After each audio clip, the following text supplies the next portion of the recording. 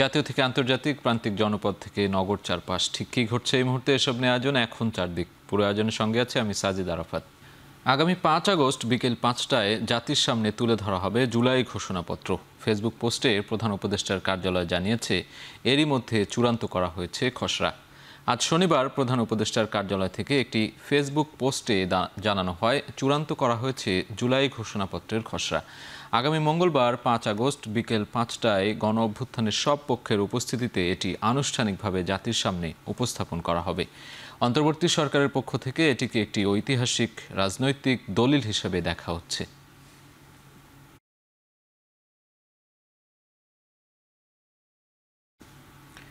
পাঁচ আগস্টের আগেই ঘোষণাপত্র আসবে বলে জানিয়েছেন তথ্য ও সম্প্রচার বিষয়ক উপদেষ্টা মাহফুজ আলম। এই ঘোষণা আসবে আজকের মধ্যেই। আর যেসব বিষয়ে ঐকমত্য হয়েছে সেগুলো নিয়ে জুলাই সনদ হবে বলে জানান তিনি। জুলাই পুনর্জাগরণ অনুষ্ঠানের অংশ হিসেবে বর্ণাঢ্য র্যালি করেছে তথ্য সম্প্রচার মন্ত্রণালয়। র্যালির উদ্বোধন করেন মন্ত্রণালয়ের উপদেষ্টা মাহফুজ আলম। সকালে রাজধানীর ওসমানী স্মৃতি মিলনায়তন থেকে এই র্যালি শুরু হয়। পরে রাজধানীর বিভিন্ন সড়ক প্রদক্ষিণ করে র্যালিটি কেন্দ্রীয় শহীদ মিনারে গিয়ে শেষ হয়। র্যালিতে অংশ নেন তথ্য ও সম্প্রচার মন্ত্রণালয়ের কর্মকর্তা ও কর্মচারীরা। র্যালি শেষে সংক্ষিপ্ত সমাবেশে তথ্য ও সম্প্রচার উপদেষ্টা মাহফুজ আলম বলেন, 1 বছরে অভ্যুত্থানের সব আকাঙ্ক্ষা বাস্তবায়ন সম্ভব হয়নি, তবে চেষ্টা থাকবে ভবিষ্যতে তা বাস্তবায়ন করার।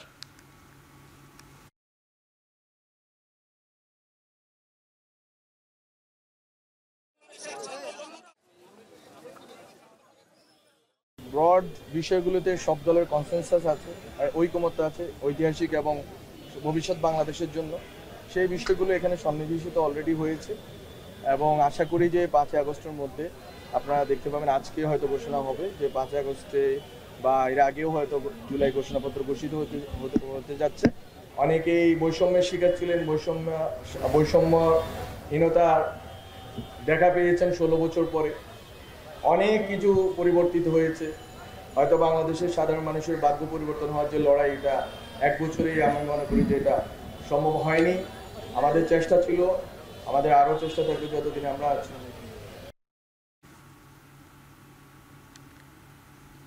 জুলাই সনদের আইনি ভিত্তি থাকতে হবে। জুলাই সনদের ভিত্তিতে আগামী নির্বাচন, সংসদ ও গণপরিষদ গঠিত হতে হবে বলে দাবি করেছেন জাতীয় নাগরিক পার্টির আহ্বায়ক নাহিদ ইসলাম।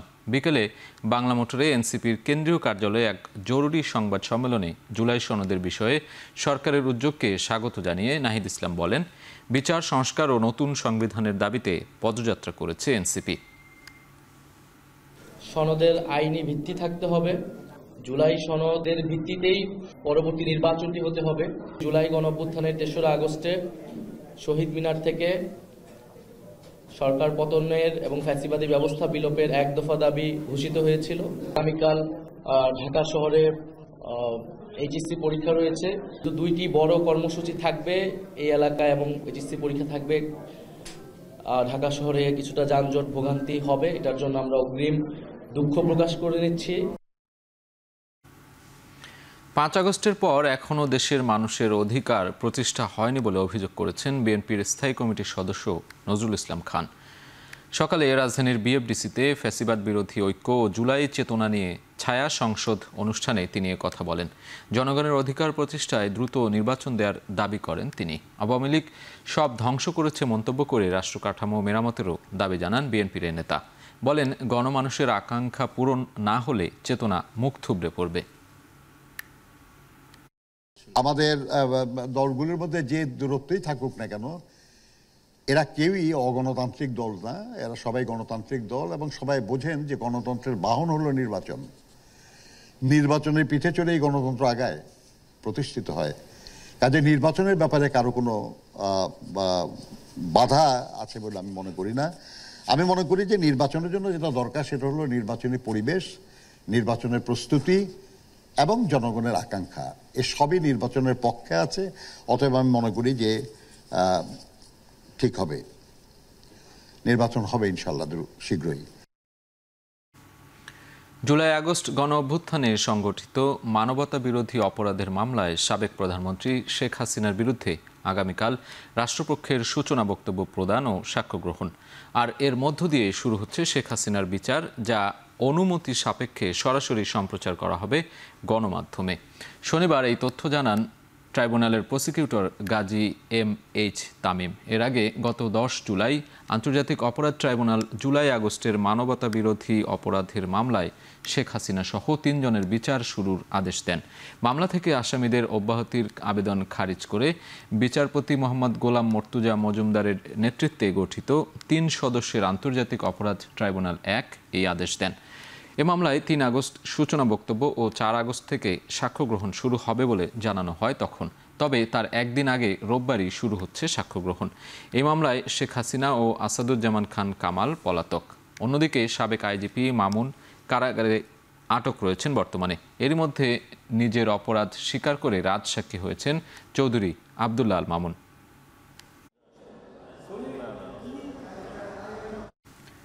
জুলাই গণ অভ্যুত্থানে রায়েরবাজারের বুদ্ধিজীবী কবরস্থানের গণকবরে 114টি মরদেহ শনাক্তের প্রক্রিয়া চলছে। জুলাই শহীদ পরিবার চাইলে মরদেহ উত্তোলন করে পোস্টমর্টেম করা হবে বলে জানিয়েছেন স্বরাষ্ট্র উপদেষ্টা জাহাঙ্গীর আলম চৌধুরী। রায়েরবাজার বুদ্ধিজীবী কবরস্থানে গণকবর পরিদর্শনে গিয়ে জানান, জুলাই আন্দোলনে রায়েরবাজারে গণকবর থেকে মরদেহ তোলার সিদ্ধান্ত নিয়েছে সরকার। এর আগে সকালে রাজধানীর মোহাম্মদপুর থানা পরিদর্শন শেষে সাংবাদিকদের সঙ্গে আলাপকালে স্বরাষ্ট্র উপদেষ্টা বলেন, দেশে 5 আগস্ট সামনে রেখে কোনো নিরাপত্তা ঝুঁকি নেই। আরও জানান, দেশি মিডিয়া সততার সঙ্গে কাজ করায় আন্তর্জাতিক সংবাদ মাধ্যমে বাংলাদেশের বিরুদ্ধে মিথ্যা প্রচারণা কমে এসেছে। যারা দেশ বিরোধী চক্রান্তে জড়িত তাদের কাউকে ছাড় দেয়া হবে না বলেও হুঁশিয়ারি দেন স্বরাষ্ট্র উপদেষ্টা।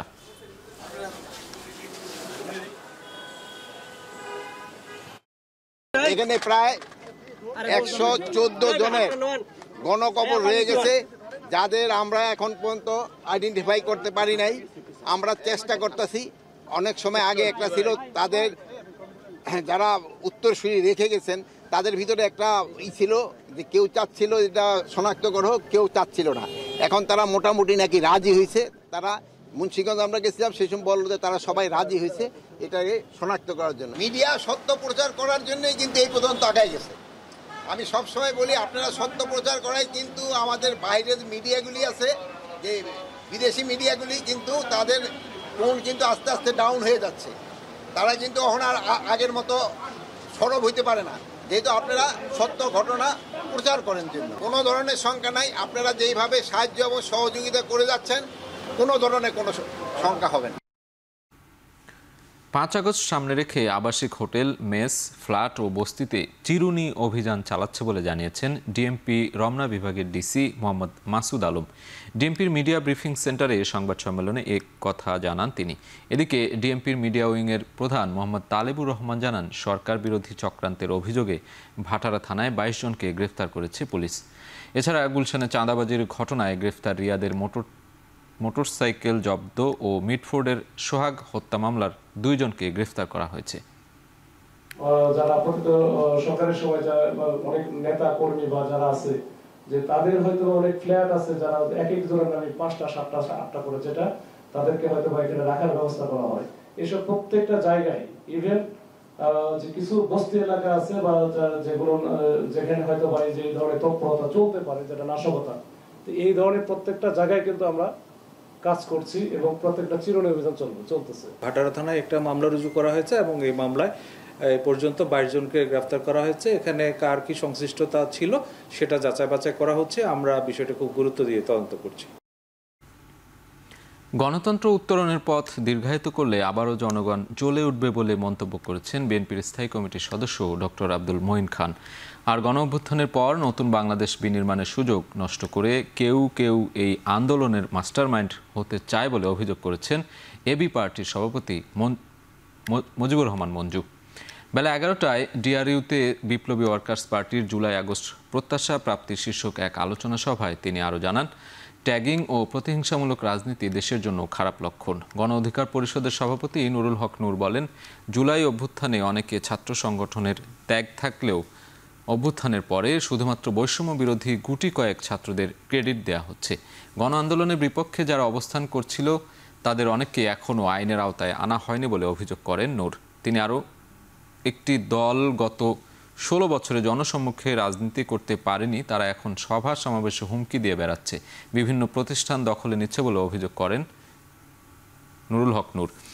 গণসংহতি আন্দোলনের সভাপতি জুনায়েদ সাকি জানান, রাজনৈতিক উত্তরণের জন্য নির্বাচন এখন অত্যন্ত গুরুত্বপূর্ণ বিষয়। সভায় নতুন বাংলাদেশ বিনির্মাণে সবাইকে ঐক্যবদ্ধ থাকার আহ্বান জানান ওয়ার্কার্স পার্টির সাধারণ সম্পাদক সাইফুল হক।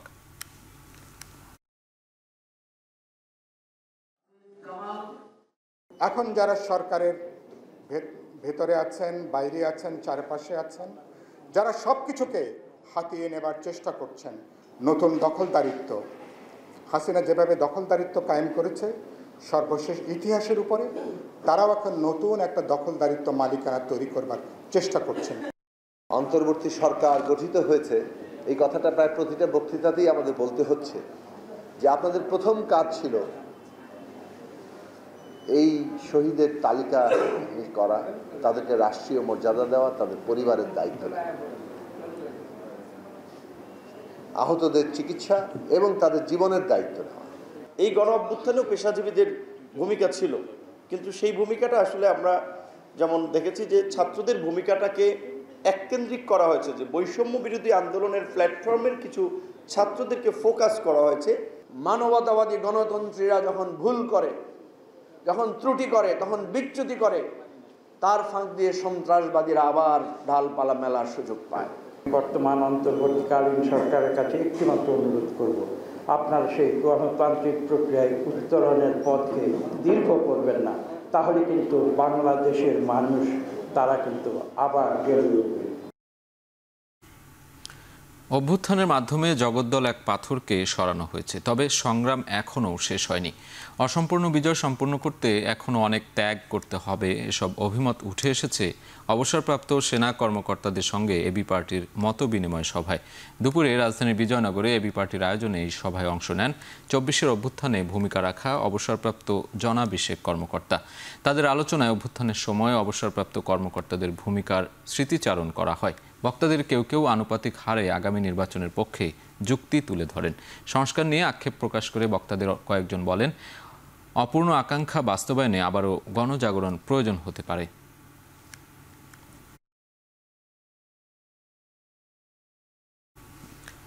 অনির্বাচিত সরকার সংবিধান সংস্কার করতে পারে না, তাই সংসদ ও জনগণের রায় ছাড়া সংবিধানে হাত দেয়া ঠিক হবে না বলে মন্তব্য করেছেন বিএনপির স্থায়ী কমিটির সদস্য হাফিজ উদ্দিন আহমেদ।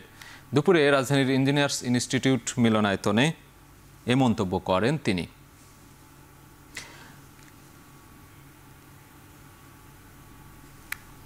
বলেন, বিদেশি আতেলরা এদেশের রাজনীতির গতিপথ নিয়ন্ত্রণ করতে চায়। একই অনুষ্ঠানে আরেক সদস্য ডাক্তার AJM জাহিদ বলেন, আওয়ামী লীগের অন্যায়, খুন, গুমের বিচারের ধারাবাহিক রাখতে হবে, যাতে কেউ আর স্বৈরাচার হয়ে উঠতে না পারে। এ সময় তিনি আরো বলেন, গণ অভ্যুত্থান লড়াইটা বিএনপি আগে শুরু করেছিল, কারোর একার পক্ষে গণ অভ্যুত্থান সফল হয়নি।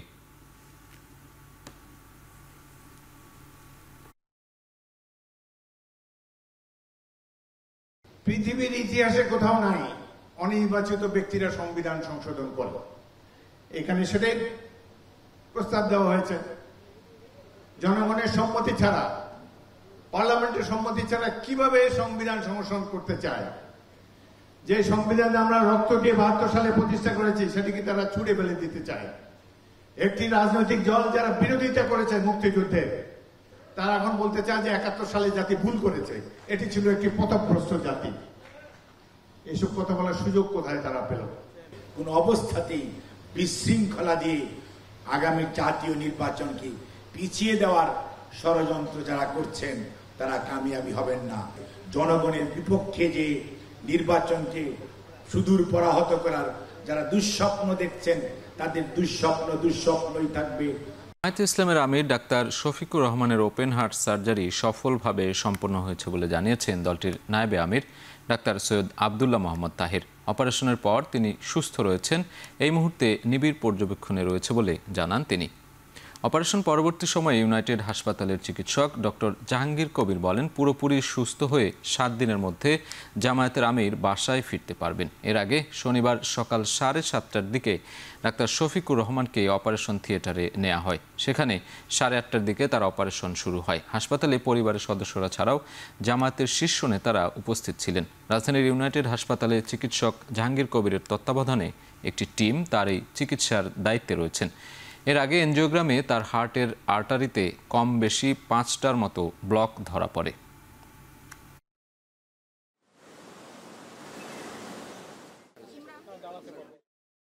এনজিওগ্রামে ওনার 4টি ব্লক ধরা পড়েছিল এবং ব্লকগুলোর অবস্থানগত কারণে আমরা ওপেন হার্ট সার্জারি করাটাকেই প্রেফার করেছেন। আমাদের এখানে যে মাননীয় সার্জন আছেন তিনি এবং যিনি এনজিওগ্রাম করেছিলেন ওনাদের দুজনের সমন্বিত মতেই আমরা এখানে ইউনাইটেড হসপিটালেই ওনার ওপেন হার্ট সার্জারি আজকে হয়েছে। ওনার অপারেশনটা খুব ইনশাল্লাহ খুব ভালো হয়েছে। রিসেন্ট টেকনোলজিক্যাল অ্যাডভান্সমেন্ট, 2টা ধমনী দিয়ে অপারেশন করা, লিমা এটা দিয়ে অপারেশন করতে পারছি। 3 নম্বর কথা, ওনাকে 3টা বাইপাস করার কথা ছিল, আমরা মোট 4টা বাইপাস করছি, যেন ওনার কোনো দিকে কোনো সমস্যা না হয় ইনশাল্লাহ। এবং অ্যানেস্থেশিয়া দিয়ে আমার ডক্টর শহীদ ছিল এবং ওনার টিম এবং আমার কার্ডিয়াক সার্জারি সব টিম সুষ্ঠুভাবে কোনো কমপ্লিকেশন ছাড়া অপারেশন শেষ করেছে এবং আমি আশা করি উনি 7 দিনের দিন বাসায় চলে যাবেন। দেশবাসীকে বিশেষভাবে কৃতজ্ঞতা জানাতে যে হসপিটালে ভর্তি হওয়ার পর থেকে যেভাবে দেশ এবং বিদেশের কোটি কোটি মানুষ ওনার জন্য দোয়া এবং যে আবেগ প্রদর্শন করেছেন, ভালোবাসা প্রদর্শন করেছেন, আমি বাংলাদেশ জামাত ইসলামের পক্ষ থেকে সারা দেশ এবং বিশ্বের সেই সব ভাই বোনদের কাছে আন্তরিকভাবে কৃতজ্ঞতা পেশ করছি, কৃতজ্ঞতা জানাচ্ছি। জুলাই গণ অভ্যুত্থানের 1 বছর পূর্তি উপলক্ষে জাতীয় জাদুঘরে দৃশ্যমাধ্যম সমাজ সম্মেলন 2025 কলিজা কাঁপানো 36 দিন শীর্ষক দিনব্যাপী কর্মসূচির আয়োজন করেছেন দেশের দৃশ্য মাধ্যমের শিল্পী কলাকুশলীরা। কর্মসূচিতে রাখা হয়েছে ফ্যাসিবাদ বিরোধী চলচ্চিত্র প্রদর্শনী, আলোকচিত্র, পোস্টার, নাটক প্রদর্শনী, আলোচনা সভা, গান ও কবিতা। প্রতিটি শাখায় ফুটিয়ে তোলা হয় 16 বছরের ফ্যাসিবাদী শোষণ নিপীড়নের গল্প ও ছাত্র জনতার প্রতিবাদী কণ্ঠস্বর। গেল বছর জুলাই গণ অভ্যুত্থানের সময় ছাত্র জনতার পাশে দাঁড়াতে ভয়হীন, ন্যায্য ও মানবিক মর্যাদার বাংলাদেশ গড়ার প্রত্যাশা নিয়ে যাত্রা শুরু করে দৃশ্য মাধ্যম সমাজ। জুলুমের বিরুদ্ধে মজলুমের পক্ষে স্লোগানে ফ্যাসিবাদ বিরোধী সাংস্কৃতিক সংগ্রামের রূপরেখা তুলে ধরতে দিনব্যাপী এ আয়োজন করেন তারা। উপস্থিত ছিলেন শহীদ পরিবারের সদস্য, শিক্ষক, চলচ্চিত্র কলাকুশলী, আলোকচিত্রী, থিয়েটার কর্মী, লেখক, সঙ্গীত শিল্পী, অভিনয় শিল্পী সহ রাজনৈতিক কর্মীরা।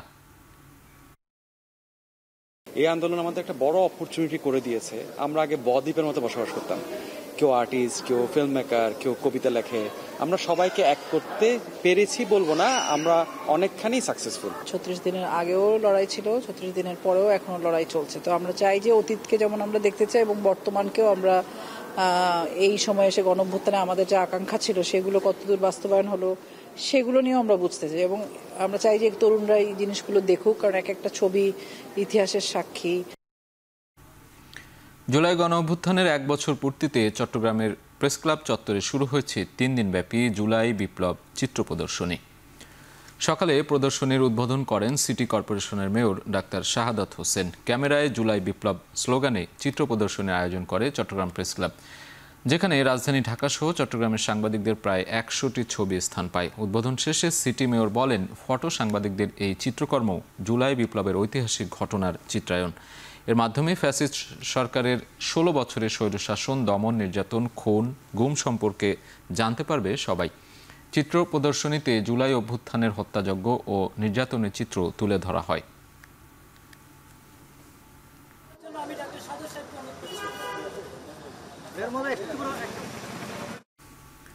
জুলাই আন্দোলনে বগুড়ায় আহত ও শহীদের মায়েদের নিয়ে জুলাই মায়েরা শীর্ষক সেমিনার অনুষ্ঠিত হয়েছে।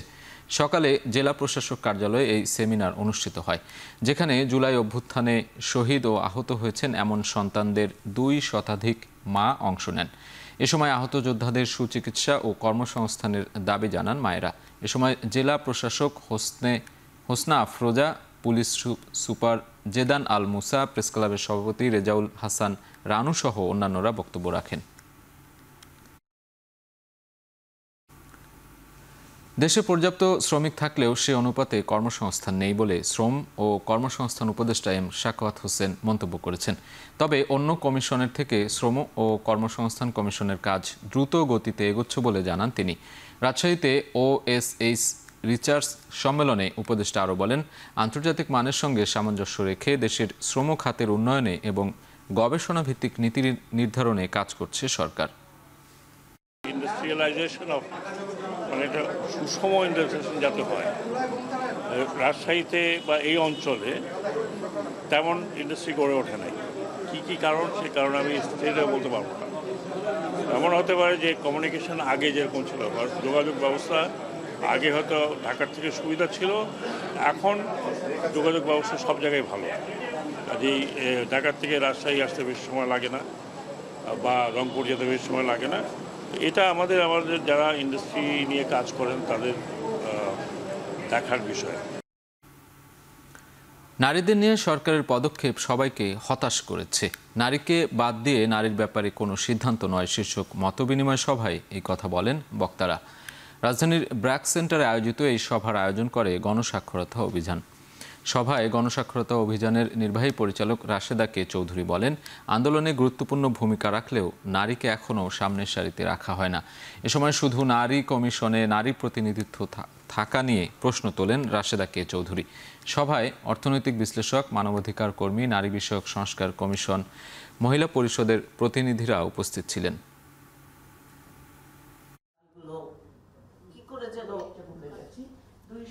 সব জায়গায় আমরা দাবি করেছি, কিন্তু দাবিগুলো কি করে যেন কারো দৃষ্টিতে আসেনি।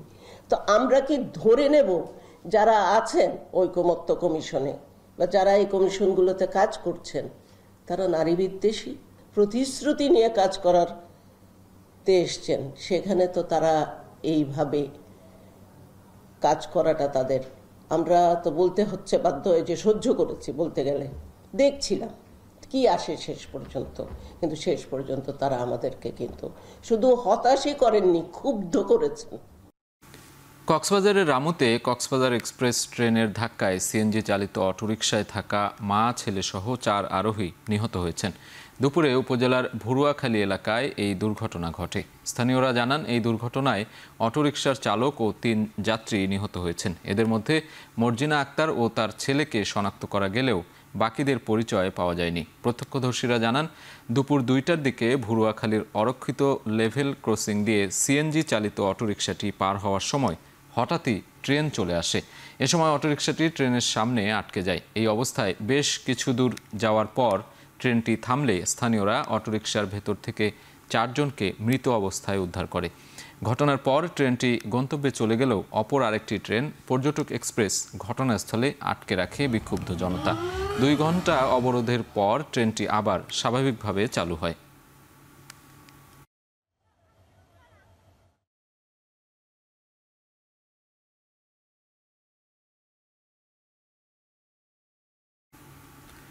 নরসিংদীর পলাশে অবৈধভাবে বালু উত্তোলন ও জমি ভরাটের প্রতিবাদে মানববন্ধন কর্মসূচি পালিত হয়েছে। দুপুরে ডাঙ্গা বাজার এলাকায় এই কর্মসূচি পালিত হয়। এলাকাবাসীর অভিযোগ, ডাঙ্গা বাজার এলাকায় নদী থেকে অবৈধভাবে বালু উত্তোলন করছে কনফিডেন্স সিমেন্ট ফ্যাক্টরি নামে একটি প্রতিষ্ঠান। ফলে কৃষকদের 3 ফসলি জমি ধ্বংস হচ্ছে প্রতিনিয়ত। এছাড়া নদী থেকে উত্তোলিত বালু দিয়ে ভরাট করা হচ্ছে জমি। প্রতিবাদ করতে গেলেই হামলা ও মামলার হুমকিতে পড়ছেন স্থানীয়রা। দ্রুত এর বিরুদ্ধে ব্যবস্থা নিতে প্রশাসনের প্রতি আহ্বান জানান স্থানীয়রা। আন্তর্জাতিক প্রসঙ্গ, মালয়েশিয়া আলাদা সড়ক দুর্ঘটনায় অন্তত 5 প্রবাসী বাংলাদেশি নিহত হয়েছেন। আহত হয়েছেন আরও অন্তত 3 বাংলাদেশি।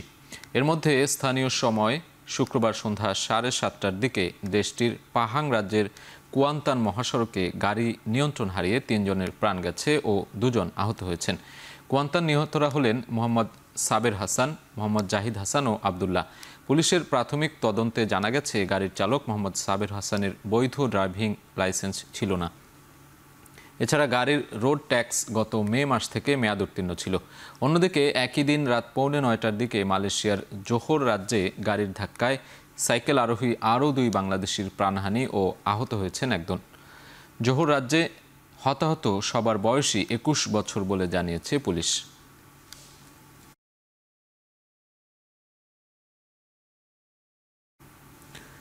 ভারতের হিমাচল প্রদেশে ভারী বৃষ্টির মধ্যেই যানবাহন সহ ভেঙে পড়ল বাঁধ।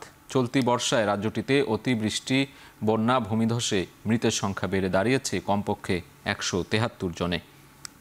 টানা বৃষ্টি আর আকস্মিক পাহাড়ি ঢলে রাজ্যের কুল্লু জেলায় মালানা পানি বিদ্যুৎ প্রকল্পের আংশিক ভেঙে পড়ে। মুহূর্তটির ভিডিও ভাইরাল হয়েছে সামাজিক যোগাযোগ মাধ্যমে। বাঁধ ভেঙে পানির উচ্চতা হঠাৎ বেড়ে যায় পার্বতী নদীর। তীব্র স্রোতে ভেসে যায় প্রকল্পে ব্যবহৃত Hydra crane, dumper truck, rock breaker সহ বিভিন্ন যানবাহন ও ভারী যন্ত্রাংশ। এ ঘটনায় কেউ হতাহত হয়নি। এর আগে মান্ডি জেলায় বড় ভূমিধসে চণ্ডীগড় মানালি জাতীয় মহাসড়কে যান চলাচল বন্ধ হয়ে যায়। জুনের মাঝামাঝি থেকে বর্ষার দাপটে বন্ধ হিমাচলের প্রায় 400 সড়ক।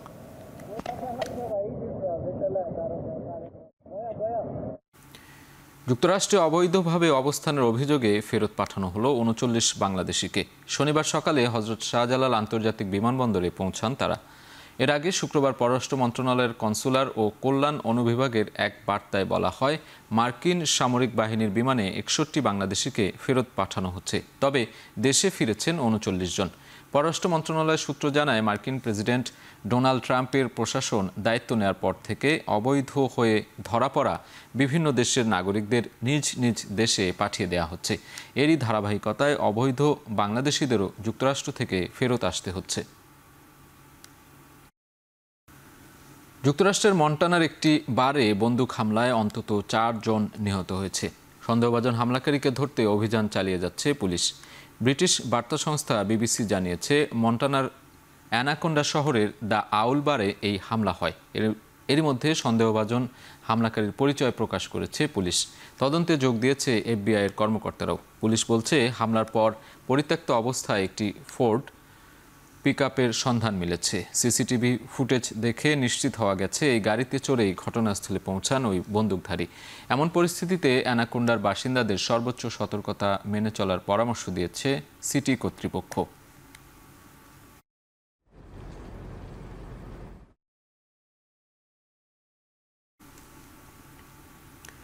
যুক্তরাষ্ট্রের চাকরির বাজারে মন্দার খবর প্রকাশের পর আবারও ডলারের দরপতন হয়েছে।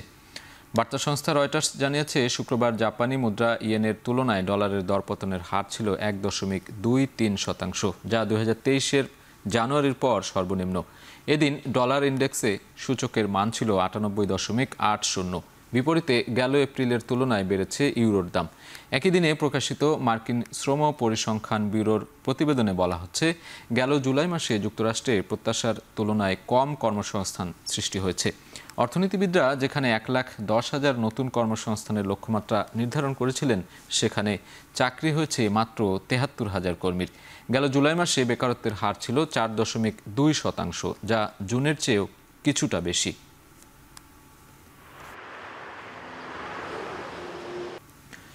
খেলার প্রসঙ্গ, আরেক দফা জটিলতার মুখে এশিয়া কাপ। ভারত পাকিস্তানের রাজনৈতিক জটিলতা পেছনে ফেলে সেপ্টেম্বরে শুরু এশিয়া কাপ। তবে এবার তাতে যুক্ত হলো সম্প্রচারের জটিলতা। 2031 সাল পর্যন্ত এশিয়া কাপের অফিসিয়াল সম্প্রচার সত্ত্ব ভারতের সনি স্পোর্টস নেটওয়ার্কের। চুক্তির শর্ত অনুযায়ী পাকিস্তানে এশিয়া কাপের সম্প্রচারের জন্য সনিকে মোট চুক্তির 10% অর্থ পরিশোধ করতে হবে দেশটির টিভি চ্যানেলগুলোকে। তবে 2025 সালে এসে পাকিস্তানের কাছে চুক্তির 25% অর্থ দাবি করেছে সনি স্পোর্টস। যদিও ঠিক কী কারণে বাড়তি অর্থ দাবি করা হয়েছে তার ব্যাখ্যা দেয়নি সনি। তবে এমন এক দাবির পর পাকিস্তানে এশিয়া কাপের সম্প্রচার নিয়ে দেখা দিয়েছে জটিলতা। এমনকি এশিয়ান শ্রেষ্ঠত্বের এই আসর দেশটিতে সম্প্রচার নাও হতে পারে বলে শঙ্কা পাকিস্তান ক্রিকেট বোর্ডের।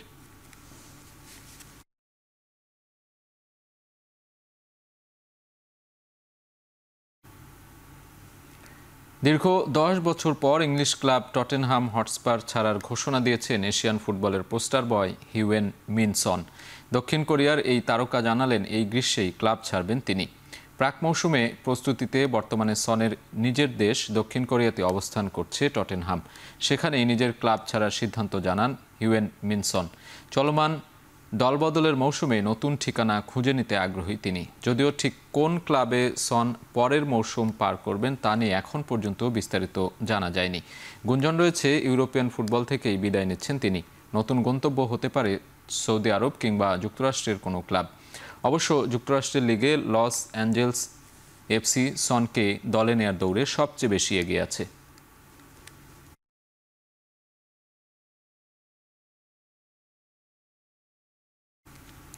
এএফসি অনূর্ধ্ব 20 এশিয়ান কাপ বাছাই পর্ব খেলতে দেশ ছেড়েছে নারী ফুটবল দল। দুপুর 1:35 লাওসের উদ্দেশ্যে হজরত শাহজালাল আন্তর্জাতিক বিমানবন্দর থেকে রওনা হন আফিদা সাগরিকারা। চূড়ান্ত পর্বের টিকিট নিশ্চিতে বাংলাদেশের বাছাই পর্বের লড়াই শুরু 6 আগস্ট থেকে। আবহাওয়ার সঙ্গে খাপ খাওয়াতে 4 দিন আগে লাওসে গিয়ে প্রস্তুতি নেবেন লাল সবুজের প্রতিনিধিরা। এর আগে দেশের মাটিতে নিয়মিত অনুশীলনের মধ্যে ছিলেন নারী ফুটবলাররা। বাছাই পর্বে বাংলাদেশের প্রথম ম্যাচ স্বাগতিক লাওসের বিপক্ষে। একদিন বিরতি দিয়ে 8 আগস্ট পূর্ব তিমুরের বিপক্ষে মাঠে নামবে পিটার বাটলারের শিষ্যরা। এরপর 10 আগস্ট দক্ষিণ কোরিয়ার মুখোমুখি হবে অনূর্ধ্ব 20 সাফ চ্যাম্পিয়নরা। অধিনায়ক আফিদা খন্দকার সহ জাতীয় দলের 9 ফুটবলার আছেন অনূর্ধ্ব 20 দলে। 33 দলের বাছাই পর্বে 8 গ্রুপের সেরা 8 দল যাবে আগামী বছর থাইল্যান্ডে অনুষ্ঠেয় আসরের মূল পর্বে। গ্রুপের সেরা 3 দলও পাবে থাইল্যান্ডের টিকিট।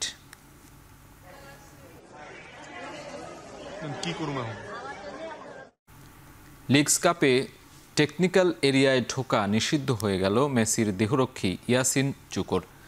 গত এপ্রিলে আমেরিকান মেজর লিগ সকার ও কনকাকাফ চ্যাম্পিয়ন্স কাপ কর্তৃপক্ষ তাকে নিষেধাজ্ঞা দিয়েছিল। বাকি ছিল লিগস কাপ। এবার সেখানেও টেকনিক্যাল এরিয়ায় ঢোকা নিষিদ্ধ হয়ে গেল ইয়াসিনের। গত বুধবার ঘরের মাঠ চেজ স্টেডিয়ামে ইন্টার মায়ামি মুখোমুখি হয়েছিল ক্লাব অ্যাটলাসের। ওই ম্যাচ শেষে 2 দলের খেলোয়াড়দের কথোপকথনের মাঝে বাধা হয়ে দাঁড়ান ইয়াসিন। জানিয়ে অ্যাটলাসের এক খেলোয়াড় সংবাদ সম্মেলনে ক্ষোভ প্রকাশ করেন। তার অভিযোগের ভিত্তিতে নিষেধাজ্ঞার পথে হাঁটল লিগস কাপ কর্তৃপক্ষ। লিগস কাপ 2025 টুর্নামেন্টের নীতিমালা অনুসারে ডিসিপ্লিনারি কমিটি তাকে চলতি বছর প্রতিযোগিতার বাকি অংশ থেকে নিষেধাজ্ঞা দিচ্ছে। ওই সময়ে তিনি আর টেকনিক্যাল এরিয়ায় প্রবেশ করতে পারবেন না এবং ইন্টার মায়ামির ওপরও অপ্রকাশ্য জরিমানা আরোপ করা হয়েছে।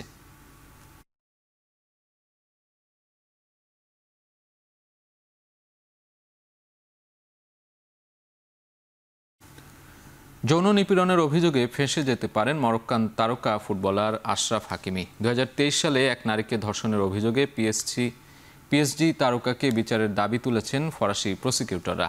তদন্তকারী বিচারকের চূড়ান্ত সিদ্ধান্তের পরই নির্ধারিত হবে হাকিমির বিরুদ্ধে আনুষ্ঠানিক বিচার প্রক্রিয়া। ধর্ষণের অভিযোগ প্রমাণিত হলে 15 বছরের সাজা হতে পারে তার। 2023 সালের 25 ফেব্রুয়ারি রাতে প্যারিসের বাসায় 24 বছর বয়সী এক নারী ধর্ষণের শিকার হয়েছেন বলে অভিযোগ করেন। অভিযোগকারীর দাবি তার সম্মতি ছাড়াই হাকিমি তাকে স্পর্শ করেন এবং ঘনিষ্ঠ হন। ঘটনার পর তিনি একজন বন্ধুকে বার্তা পাঠিয়ে সহায়তা চান এবং পরদিন পুলিশকে অবহিত করেন।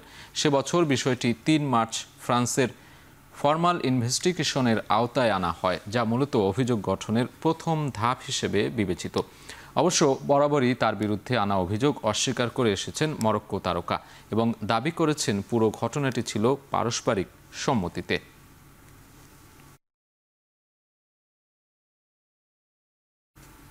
শেষ করছি এখন চারদিক। এখন টেলিভিশন দেখতে ওয়েবসাইটে ভিজিট করতে পারেন www.ekhon.tv। এছাড়া ফেসবুকে দেখতে ভিজিট করুন facebook.com/tv.ekhon। এছাড়া ইউটিউবে দেখতে ভিজিট করতে পারেন youtube.com/c/ekhon tv।